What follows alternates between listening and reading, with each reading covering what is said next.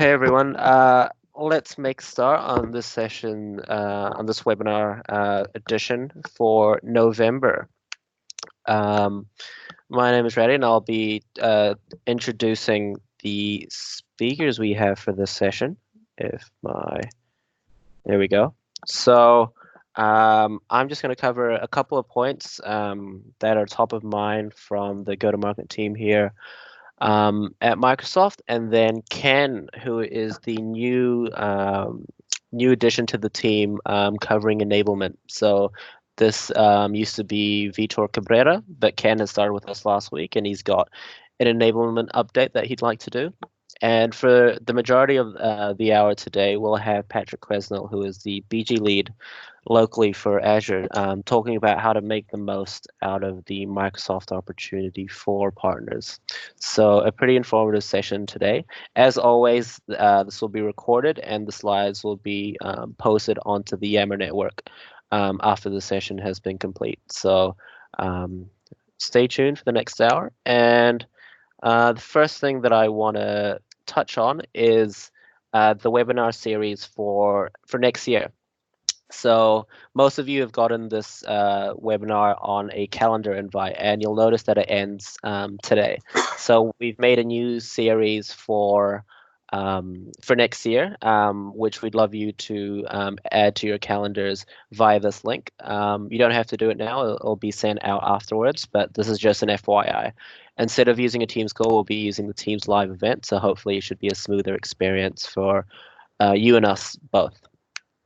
Now I'd just like to pass on to Ken, who's got just a little update around partner enablement coming into the rest of Q2.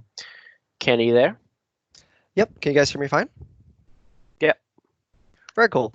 Thanks for that, Rowdy. And yep, thanks for introducing me as well. So as he has mentioned, my name is Ken Wong, and I will be arranging more enablement activities for our partner channel for the coming, for the foreseeable future at least, right? And I think the thing that I want to talk about today is that being December, we don't have a lot of activities planned, being quite straightforward here. However, we also realize that a lot of partners do take this opportunity to upskill a lot of their technical staff and their organization as a whole. And in order to assist with that, we have created a new offer that's only limited until December the 31st. So it is as you can see in front of you today. But quite simply speaking, what it is that Microsoft has decided to put discounts and subsidized training offers that are being provided by Outhouse today. The exact discount rate is it's a bit of an off number, unfortunately, but roughly speaking, around 60%. And all Microsoft courses that are Microsoft 365 and Azure courses are applicable here in this case. I'll copy the instructions as you see in front here into the chat window after I'm done talking about this, as well as some of the courses that we would recommend some of our partners to take. Bearing in mind that once you've completed the course with Outhouse, you will also receive an exam voucher, which will allow you to sit for an exam for the relevant course that you have taken once. So if there's any questions, I'll be happy to answer for them in Q&A. But bearing in mind that Patty has a big announcement to make today, I'll be handing off over to him. And yeah, thank you very much. And I hope to talk to more of you guys in the coming year. Thanks very much, and talk to you guys later. Back to you, Reddy. Awesome, thanks, Ken. Now I'll pass on to Patty, and he'll go and share his screen and start session.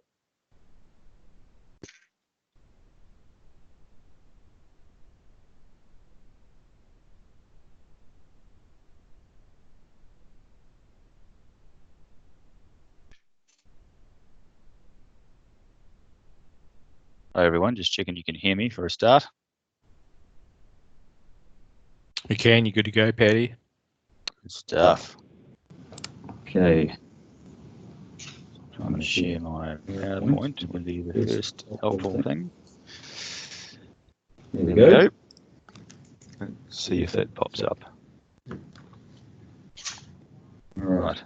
I can hear myself. That's very disconcerting, but that's okay. I might turn that on, my mute on. Right. Hey everyone, welcome to today's session, and quite privileged to. Lost connection. Yeah, we're getting feedback as well. Actually, maybe have you got a couple of mics running in that room? Ready? Oh, can you hear me now? Jeez. All right, let's try that again. Technical difficulties. Rookie. No, Paddy, we're getting duplicate voices coming through. How about now? I just can't hear myself. That's all. Is Maybe, there multiple mics? It sounds like there's multiple mics on in the room you're in. Yours on mute. So I can hear my questions or whatever. All right, is that better, PB? Awesome, love it. All right, geez, I think we sell these products and we know what we're doing. So many laptops in one room. Yeah. Sorry. Okay, folks. Thanks for having me in your webinar session. It's great to be here. For those of you who don't know me, which is probably a lot of you, my name is Paddy or Patrick Cannell. I am effectively the person responsible for Azure All Up in New Zealand, which is a rather inflated title. And today I just wanted to try and talk to you and give you some insight into some of the resources we have available for partners to leverage driving Azure in this country. So there's no secret that we're very good at maybe having a lot of programs, but perhaps not very good at providing the clarity on how to use them and when to use them. And sometimes there's so many programs it's confusing. So what I'm going to try and do is simplify that to I guess a sales process and help you understand how to use these and some of the qualifying criteria that you need to have to be able to use them. Hopefully that makes sense. So just a quick spiel. This is just talking about our infrastructure as a service from an Azure perspective, but just to reiterate a point that we're not just about Microsoft workloads, even though that we offer some amazing hybrid capability, particularly now with Azure Arc launching, which gives you that that control plane from hybrid on-prem to Azure to actually other cloud platforms to be able to manage those Microsoft workloads. But also that, as you can see here, we're pretty heavily invested into open source and Linux, and you can see that circa 50% of all VMs now on Azure globally are actually Linux based. So that's a little bit of a different mindset than perhaps when we called it Windows Azure. So it's quite different from that now.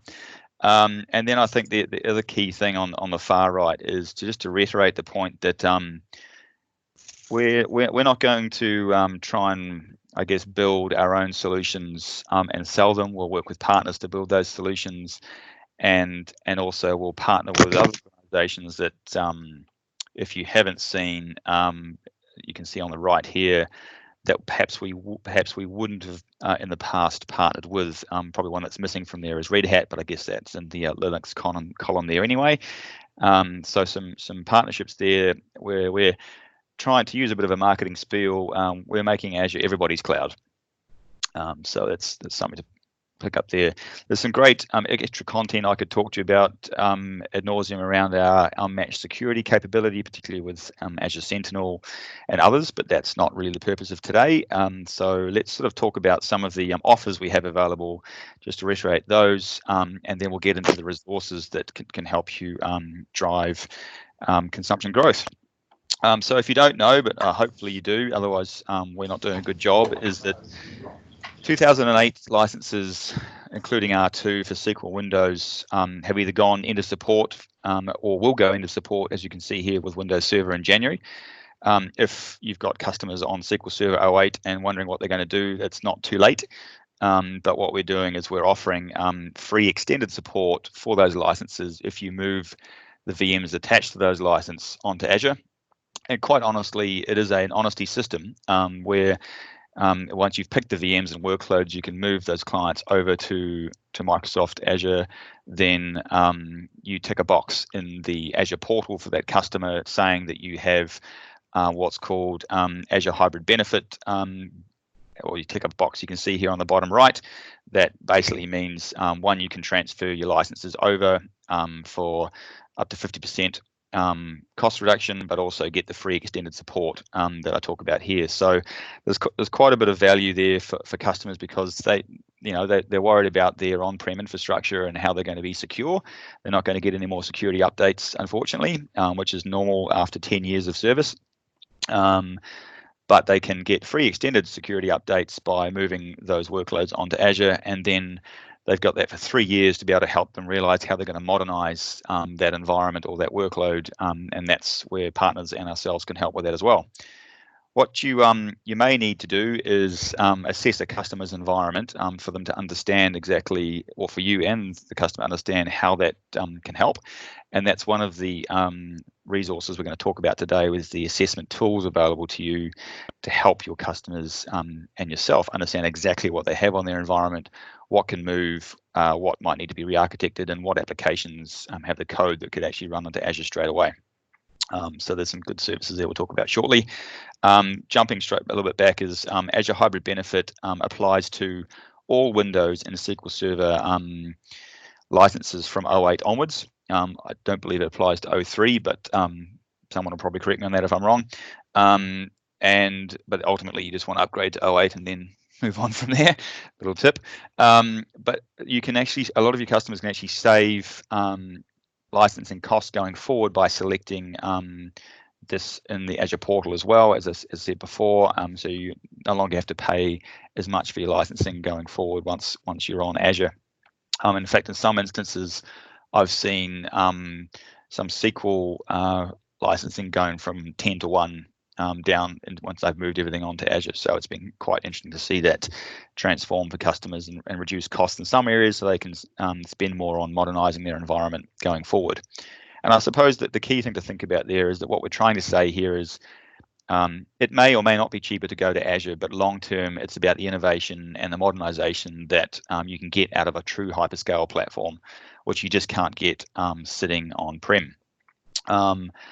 So with that in mind, here's a little slide here, which I'll make all these slides available to you, by the way, afterwards through Radi and the team, that these are probably some of the typical customer challenges we face, and what we've tried to do is map those challenges to the resources we have. And what I've then done is put this into a sort of like a sales workflow, try and give you some clarity here. So you may have some customers already trying to think about their data center strategy and whether they adopt cloud and how they go about it. It's very important that both people in Microsoft and our partner community drive what we call is the cloud adoption framework, which is our I guess our philosophy around making sure customers are set up right the first time and ongoing, and they're managing their platform the right way with you as your partner, and they had the right governance, the right security setup, the right resiliency, utilizing all the amazing free tools that we have in the portal that a lot of customers don't know about through using the cloud adoption framework. There's a ton of information on Docs, Microsoft Docs, where you can find out about the cloud adoption framework. It's all available publicly. I think it might even be aka.ms/CAF for CAF. And if it's not, then we'll get you the right link. I'm pretty sure that's what it is. And that can take you to a ton of information going forward. But if you search Microsoft Cloud Adoption Framework in any of your search engines, you'll bring it up as well. If you'd like to get more information around that, and you have a PDM or someone in the Microsoft team that you talk to, then we have resources there to help you with that. And actually, it's a philosophy we focus on when we engage our engineers as well going forward. If you've got customers looking to migrate or looking to work out how much budget they have allocated, and they're looking for contribution from us working with you, then we have resources such as Azure Credits to go against the customer subscription when you're landing maybe a pilot or a proof of concept. And we have what's called ESIF, which is another acronym short for End Customer Investment Funds.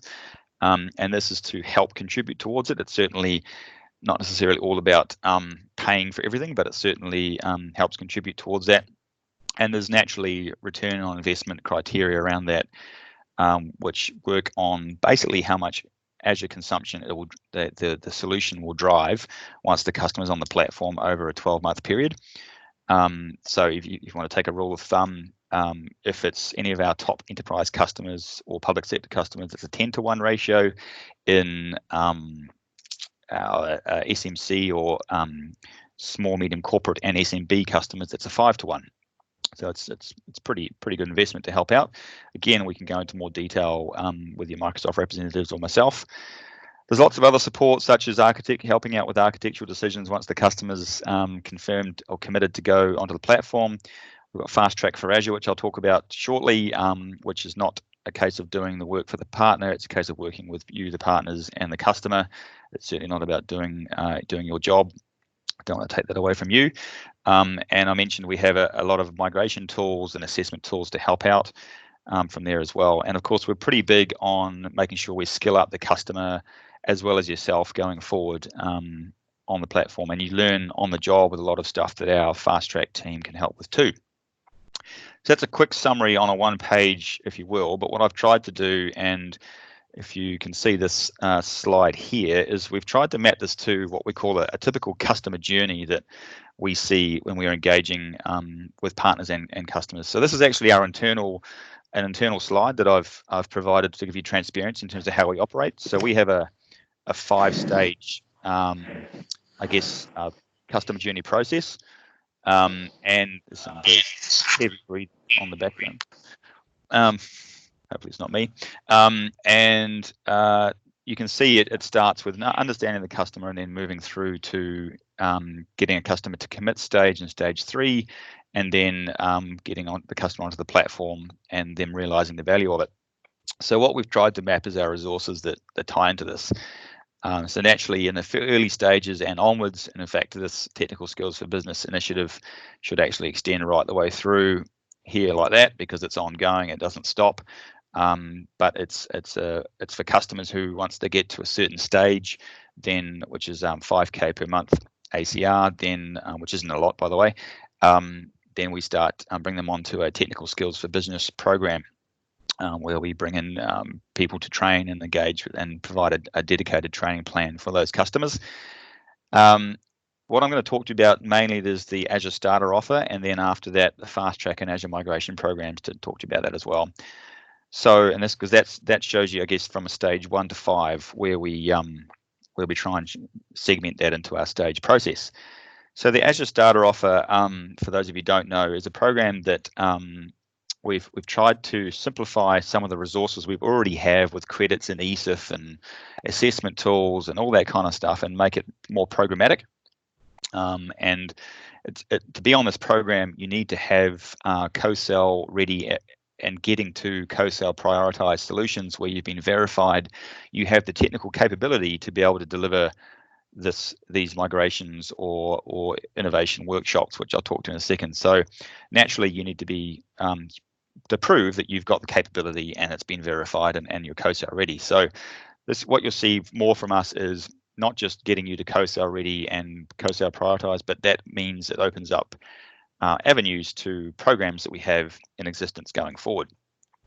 So let's talk about the Migrate program and what that looks like. So if you're on the Migrate program, then we can give you access to free assessment tools through our Assessment Operations Center, and that is to assess the customer's environment, whether it be applications, data platform, or the entire infrastructure, or it maybe just be a certain number of VMs and licenses you want to assess.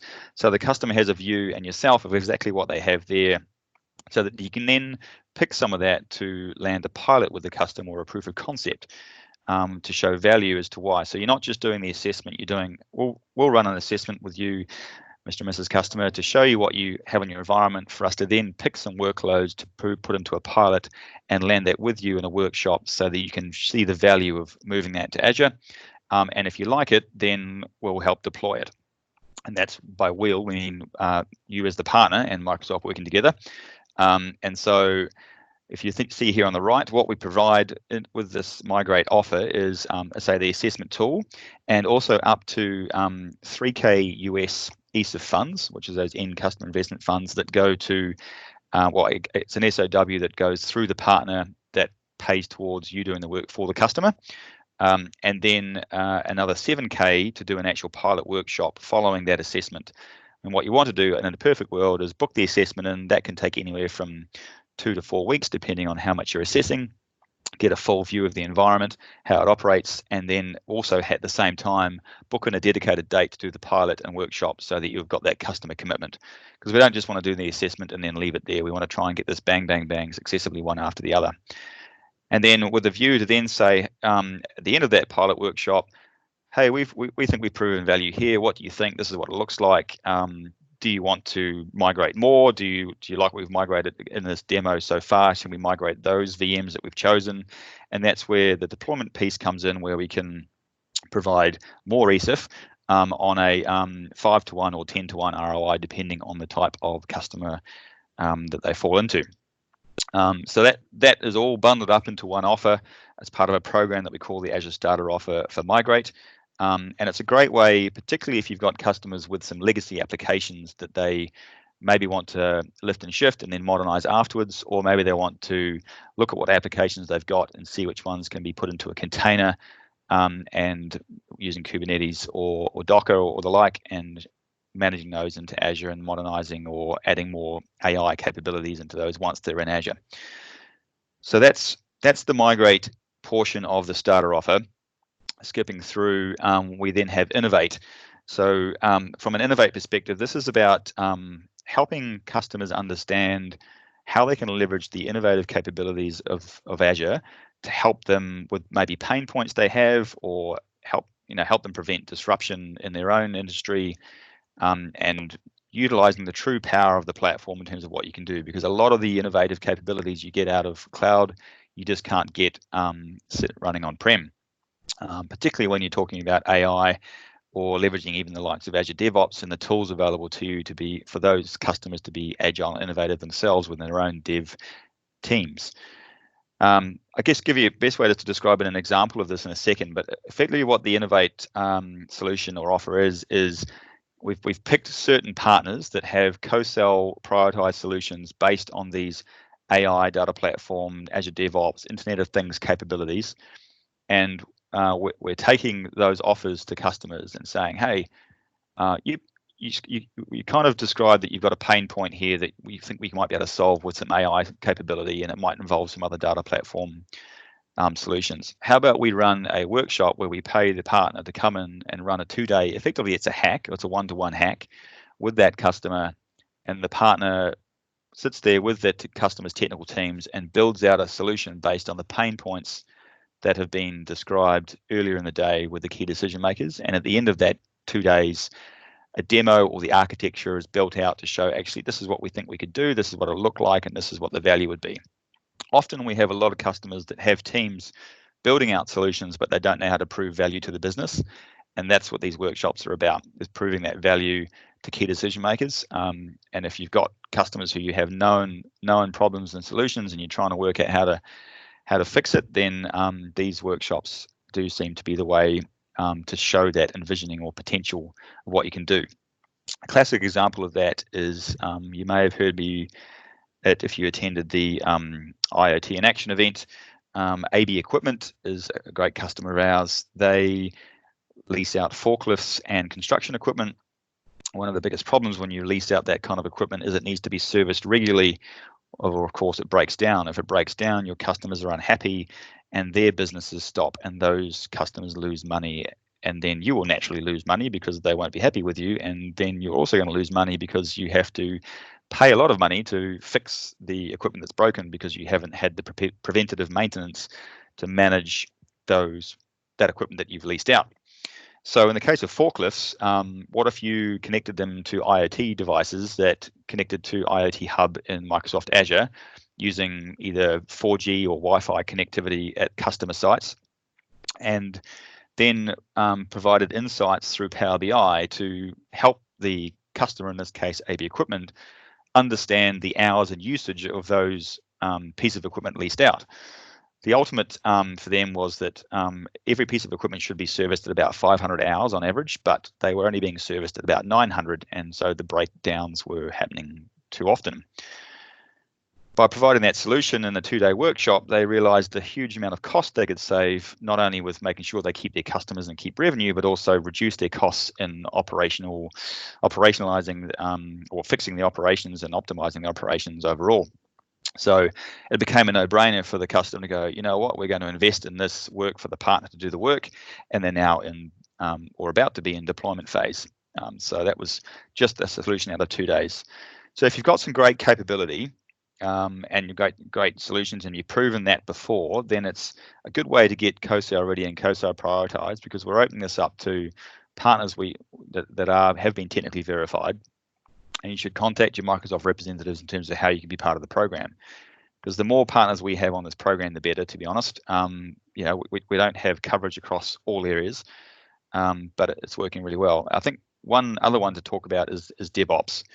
A little bit of a funny one for us, because it kind of sits in an area where we have a lot of customers who think they're doing well with DevOps, or they're using VSTS licenses and doing some kind of CI/CD pipeline management, but they maybe not being as agile and innovative as possible. We're not really using the tools as best as they can. So we have a couple of partners now delivering a sort of 2-day envisioning workshop, like these Innovate workshops on Azure DevOps, and showing actually what you can do when you do it right. And that's then helping your customers be enabled on Azure DevOps. So ongoing, they can actually be more efficient, but also build more innovative solutions working with you as a partner. So there's all kinds of areas we can work on that Innovate piece, but yeah, it's working particularly well for us, and it's something we're trying to scale out. So that covers the starter offer here, which we talked about with these stages one and two, with the Innovate workshops and migrate assessments, and then that goes into pilot phase and migration or deployment of that innovative solution. So that's what we're talking about there. Next is we've got to talk about sort of once we get to a customer to a stage of committing to go onto the platform, but obviously none of the work has been done yet, because we want to actually deploy it, then this is where Fast Track and the Azure Migration Program come in. So we've got a solution there to help you. So Fast Track for partners, in terms of Fast Track for Azure, is actually about working with you as the partner with the customer. It has to be reiterated that, and I've said this before, is it's not where Fast Track will come in on site or do the work for you. It's all about, I guess, coaching and guiding you through a project management team that will work with you as often or as infrequently as you like, to make sure you're setting everything up right the first time, to get that acceleration onto the platform so everyone's benefiting from that consumption, and the customer has the faith that they've got the backing and support from Microsoft engineering. It's a great way for your teams to actually also de-risk the customers or I guess concern about going to cloud, because they have that support from engineering. It's also improving trust, and of course it helps your capabilities as partners, because you're learning on the job at the same time. They're helping you, and they actually work with you very closely, and as I say, as often or as long as you want. And ultimately, it's less about you trying to figure out the problem. It's about bringing any issues on those calls that they have with you and the customer to bear, and say, actually, we need some help here. Can you help us? And if engineering can't help you, then they go straight to the product teams. But it doesn't happen that often, but they certainly will work that through. So it's about, you know, making you look good as partners, so that your customer is confident in what's going on. You've got the backing from the engineering team as well. And the only real criteria for any customer to be on Fast Track is that the customer is going to have an Azure subscription. Well, that's kind of a no-brainer, because they need to be able to have a subscription to consume, and that they're committed to going to building out that solution. So it's not, oh, I'm thinking about going to Azure and I don't really have a team dedicated to go, and I just want to know what it's about. Then you can then the customer really has to have a team that's engaged in-house that are ready to go and build this out with you. They don't have to have technical capability, but they've got to have someone who's a project manager who's landing that. So it's pretty key. You can use Fast Track as part of your RFP if you'd like, if you're trying to pitch for a deal. The only other final criteria is that you think the customer is going to consume more than $5,000 per month within 12 months, which again is not a lot, particularly when you're talking about migrations or building out solutions. So that's with a goal to get that in 12 months. To be fair, we're probably not going to hold you to ransom if we don't get there, but everyone's motivated to get the same point, and certainly they'll be able to case out pretty early if it's a small solution or workload. So that's Fast Track. I think and just to give you a bit of clarity on the engagement model. The early stages are obviously with partners engaging at the beginning and selling the idea and value of Azure, and I guess those innovation workshops and the migration assessments are exactly what that's about. And then you get into this the project being identified, and then the Fast Track can start engaging, and as you can see here, working with you, the partners, to do more planning and guidance, making sure you get the scaffolding or governance set up right, and start testing and building that out to then the deployment phase from there. So it's all about that guidance and check-ins that they have with you as partners. You can bring nominations to us as well as our internal teams nominating. So this slide deck just quickly talks about how there's a nomination. There'll be a alignment call with you, the partner, and a scoping call with Fast Track, the partner and the customer, ideally at the same time. And then they'll start guiding that out, and there'll be an agreed sort of regular meeting check-in that they have. Generally, it's weekly with you, and going forward, if the customer's there, great. Sometimes you may not want them there every time, but the point is just to use that resource that's there for you to help you as often as you can, because that's exactly why they're there. So really, this is just, you can go to the site here, or I think PV's put another link on there, which is fine. You can nominate your customers to Fast Track if you've got a potential opportunity where the customer's committed, but you want to leverage the engineering support. So that's a really good resource. Couldn't push that enough. And actually, just to let you know, we have 3 Fast Track engineers based in New Zealand. They're generally all dial a friend, as I mentioned before, that they jump on calls and help you.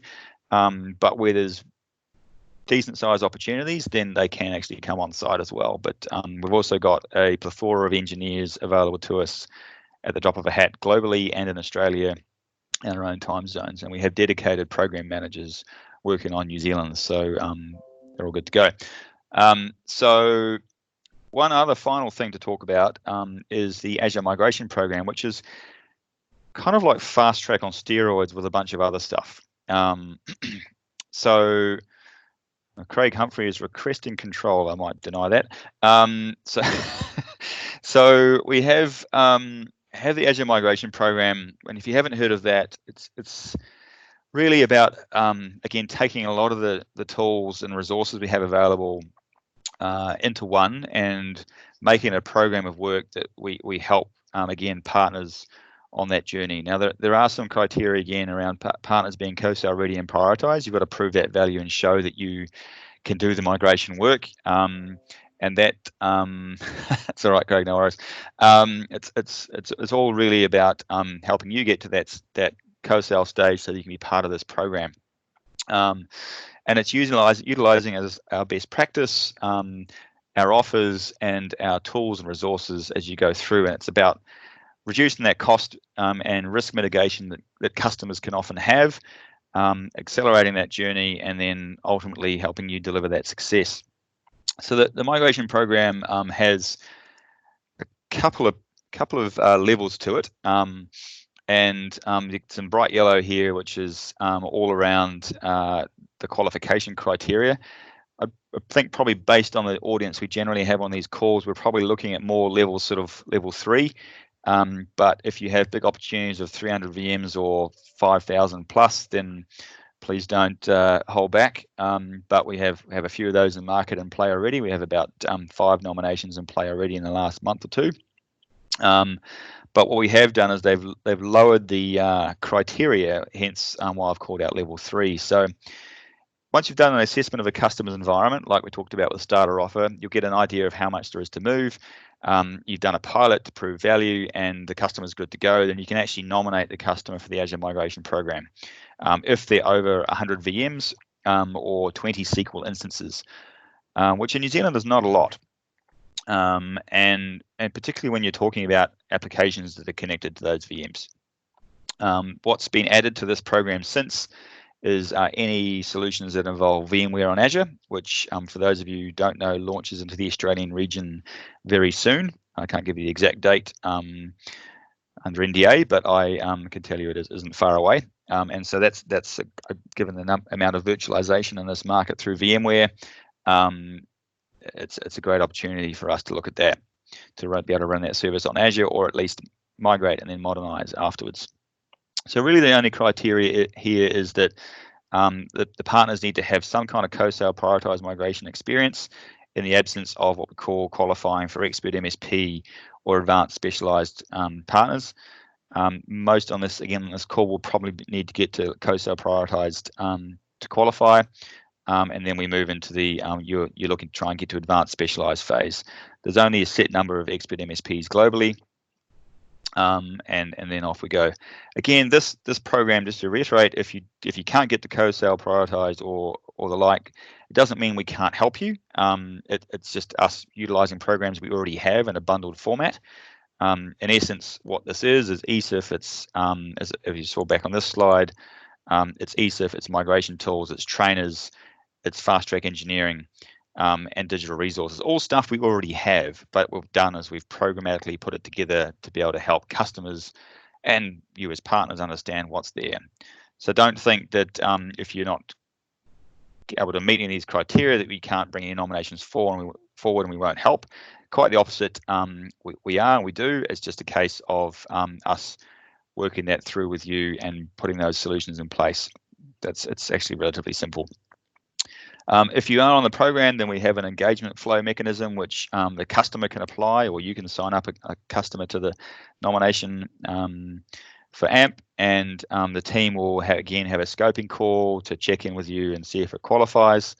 And then off we go in terms of building out the resources that you need, whether it's ESIF or engineering or providing best practice guidance or tools or whatever it might be, helping the customer be skilled up, and then diving into the build and from there. And for the big opportunities, there's actually engineers that will come on site and work with you to do that work. Again, they won't do the keyboard work. It's about working with you as partners to deliver it. So look, that's a very hopefully quick summary of something that we've had in play for a while, but we've been trying to make it easy for people to understand. I realize this has been a quick call and I've sort of skimmed through a lot of detail. If you're not sure, or if you're interested in some of these programs or you have opportunities, then please bring them forward to your Microsoft representatives. If you don't have one, feel free to ping me on LinkedIn. And we'll find one for you. I think that we're here to help, and it's just we're here help, and also here to help and coach and guide you to be able to help you with those solutions. Don't think you're stuck on your own. Far from it. We're really here to try and drive things with you as partners. I don't know if we have time, but we can always take any questions. Sorry, while we're on the call, since we have a few minutes left. Otherwise, thanks very much for your time.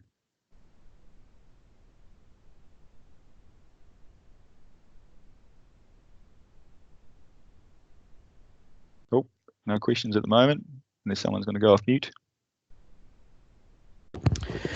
I'll just jump in. It's Paul Bowkett. So guys, Paddy's just covered obviously quite a lot of stuff, as he's mentioned. We do have amazing programs, but we are conscious that some of it's a bit complicated. So I'll just reiterate that Paddy, what he said, just reach out to us. nzpartner@microsoft.com will come to me and Radi and a bunch of people. In fact, Paddy can probably drop his email address in there if you wanted to connect directly with Paddy as well. I'm sure he'd be happy to help out. But there's a bunch of us at Microsoft anyway that happy to guide you through the programs that we have. We don't want to let the complexity of it or competitors jump in front of us. If we have the opportunity with customers, we've got lots of programs that we can help with. So keep that in mind. Yeah, and I think thanks, PB. I think the other thing to think about is that, if there's opportunities there, then we're really keen to go with you to the customer to actually talk about how we have these offers and available. And we've been doing that recently, and through, by all accounts, the conversations with customers is that the programs are making it easier for them to feel that they've got the de-risking and that we've got the buy-in from Microsoft. Cool. Again, thanks so much for your time. I'll maybe hand over to Radi for a quick comment, and then again, if any questions or queries, sing out. Look forward to hearing from you. Just keeping my headset. Awesome. Thanks, Patty, for that. So as has been mentioned before, we'll make sure all the slides are communicated to you via the Yammer network. So be on the lookout for that tomorrow morning, as well as the recording there. We'll have all the links, all the details, all the email addresses that you might need to reach out and investigate further on these opportunities. But otherwise, please do get the placeholder for the next year's series of this webinar via aka.ms NZ Partner Webinar 2020. We'll update those placeholders with the actual link to the calls, but otherwise, thanks for your time, and we'll see you in the new year.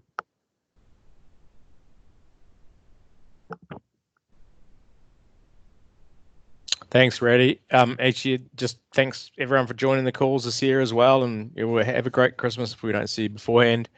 And I do know that we have a bunch of amazing content that we couldn't even fit in the last 2 sessions. So we've actually already got, I think, pretty much January and probably February already pre-booked, right, Roddy, on new stuff to talk about. So anyway, we look forward to seeing you next year on the next calls. And jump on Yammer and join us in conversation there. Thanks, guys.